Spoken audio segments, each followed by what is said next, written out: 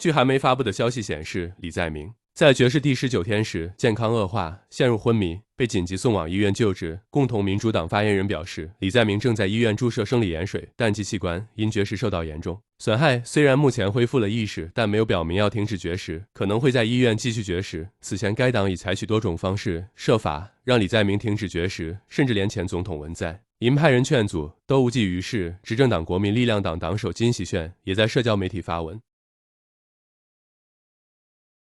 郑重请求李在明停止绝食，并在民生问题上做出让步，提议他恢复健康后举行朝野党首会谈，讨论民生事务。需要指出的是，李在明选择绝食，一再实现3大目标，分别是要求政府进行执政改革、全面改组内阁，以及反对日本洪水排海。而要实现这3大诉求，没有韩国总统尹锡悦的同意和推动是很难实现的。因此，李在明选择绝食抗争，有针对执政党国民力量党的成分，但准确来说是瞄准政敌尹锡悦。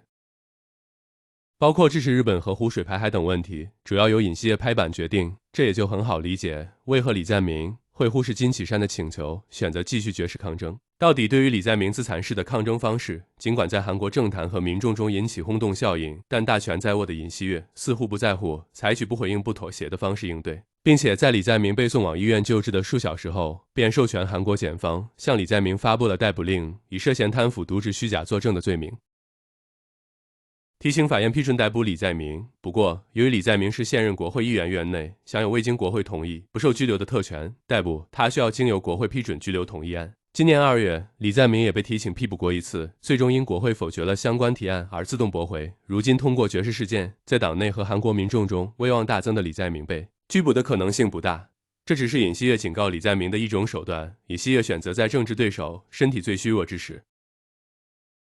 授权检方发布逮捕令，会有些落井下石的意味。很显然，不仅政治对手对尹锡悦感到不满，韩国民众也给这位刚上任1年多的总统打上不合格的标签。据韩国民调机构的数据显示，尹锡悦的失调好评率仅为 35.5%， 差评率则高达 61.8%。 民众给出差评的最大原因便是尹锡悦在日本核污水排海问题上的媚日做法，其次在外交场合是份经济、民生物价方面无所作为，也是韩国民众更有激进的韩国民的重要原因。在李在明绝食期间大闹韩国国会，划破手指写下血书，向政府表达愤怒情绪，该民政的行为一度在韩国国会引发骚乱。尹锡悦处理内政问题不利外交方针，又向着甜美媚日反中的方向狂奔，严重损害了韩国的国家利益。在野党共同民主党正在联合各方势力向尹锡悦施压，包括尹锡悦岳母被逮捕，大舅子金某被起诉，韩国防长李钟燮迫于弹劾压力遇事者请辞等。尹锡悦只能根基正在动摇。李在明不久前曾暗示将对尹锡悦发起弹劾，一旦他通过绝食事件团结党内，整合足够的民意，皆是拉尹